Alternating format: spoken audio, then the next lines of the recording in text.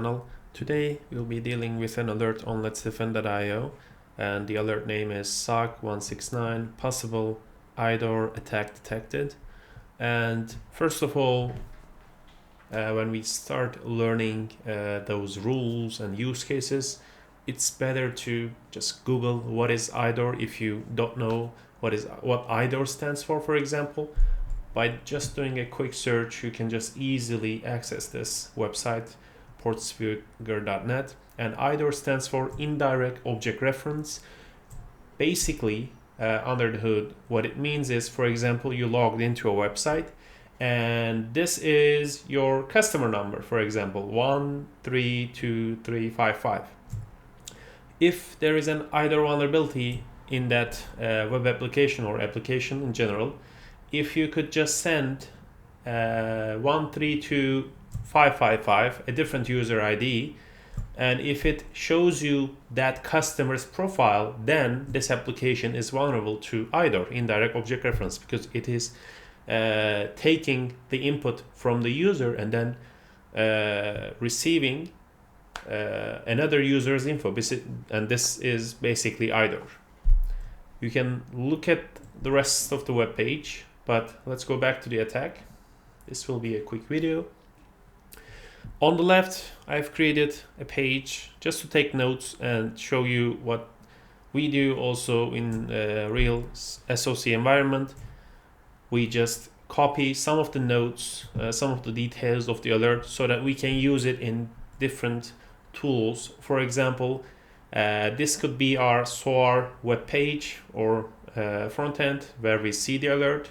But we need to make, for example, some queries in our SIEM, QRadar, Splunk, or whatever you're using, Wazoo, it doesn't matter. We need to take some notes, for example, the source IP address, or the destination IP address, or the accessed URL address.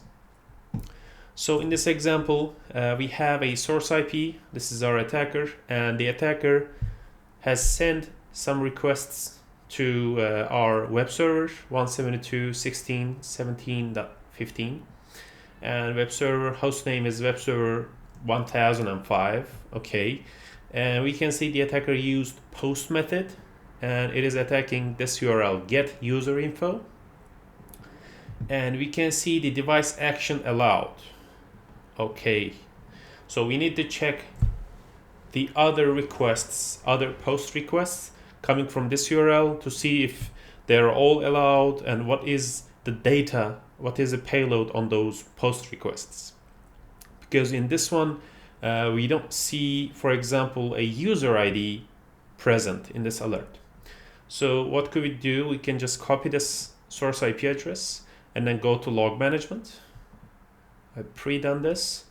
And basically you'll do a search, for example, source address equals this IP address, and then it will be showing you all the logs related with the source IP address. And I'm using it in the pro section, but it doesn't matter, you can also do in the basic search. These are all the logs associated with the source IP address, and all of them are type firewall, so these are all firewall logs. And if we just take a look at one log, we will see that in the alert we didn't saw, for example, the detail, for example, post parameters. We didn't see the parameters. In order to see that, we need to do the query on log management, aka your SIEM product. So we see that user ID 3 has been posted and it got a response of 200, and we can see device action permitted as well. So probably the attacker, maybe if the application is programmed to, for example, forward all of the suspicious requests to some web page, we should see every request will get the same HTTP response. But in this case, if we open up another log, we see that the HTTP response size is different too. So probably the attacker was successful in his attack, therefore he is receiving different web pages or responses from the application. So we can see the HTTP response size is different. Probably he's accessing the user ID 2 profile. So what we can say from this investigation, that this IP address was successful, to get user info about user ID 2, 1, and then let's also open them up. User ID 1, user ID 5, so probably 1 to 5, and 4 is also there, so 3 is also there. So from 1 to 5, attacker just tried 1 to 5 and he was successful. In this case, what should we do? We know that there's suspicious activity coming from this IP, and we can just do some OSINT information on virus total and abuse IP, which is going to show us that this IP has been reported 1,530 times, which is this IP is linked with suspicious activity thousands of times, as you can see. So let's get back to our investigation channel and then create a case for this attack. Let's start the playbook. Okay, collect data. Let's also look at the endpoint. So if we look at the log time, February 28th, 2022, 10:45 p.m. Okay. They are not uploaded very often, so probably I'm not looking for any suspicious process activity. I just want to look at the network action, if it is linked with this alert in general, but I don't see.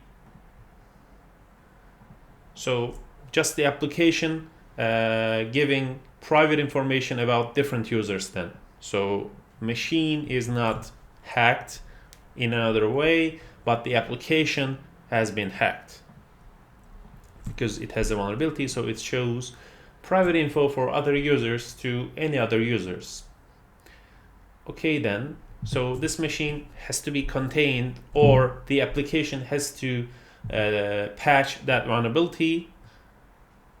Let's go back to our case. Next. This is a malicious activity, and what is happening? This is IDOR, right? Indirect object reference.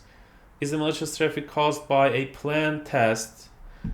In order to know this, you just need to go to email security and then search for any email probably that has this IP address 134 and then 209. Probably no email will have that information. As you can see, I just searched for it.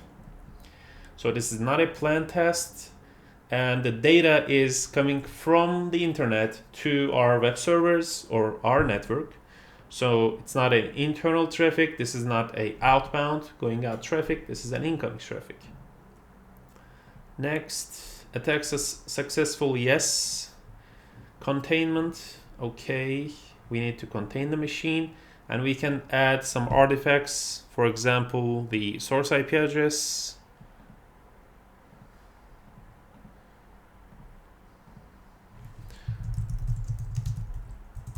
Comment, attacker IP, let's see. This is an IP address. We can also add the URL or endpoint that vulnerable endpoint. URL address. We may also add a result from abuse IP. Abuse IP record. Again, a URL address. So in this case, the attacker was successful, and we need to contain the machine. When it comes to web servers or business operations on those web servers, most of the time tier 2 guys will be handling the situation. So I'm going to escalate the situation. And my analyst note will be just like this. Let me just copy.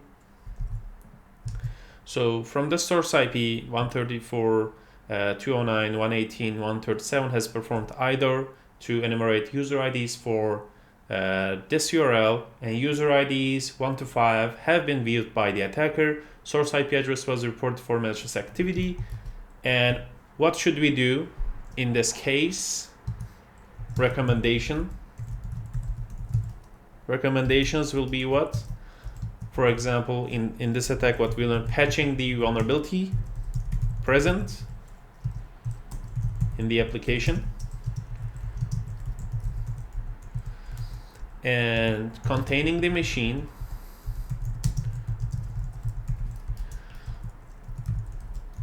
maybe blocking the source IP, right? Because it has been reported thousands of times, blocking the source IP, and maybe looking at what the attacker did or performed in other user profiles. For example, in their profile, they bought something, or they did something, they changed something, they modified something, right? So other user IDs, for example, user IDs 1 to 5 to be monitored. Maybe they changed, or attacker changed the passwords of 1 to 5. We are not sure, we don't know yet. In this data, we don't know yet. So that's enough. Finish the playbook. Continue. Let's close the alert. This is a true positive. I already put my analysis. Okay. So thank you for watching. If you like to see more videos from Let's Defend or other playlists, just tell me on the comment section. I'll see you next time.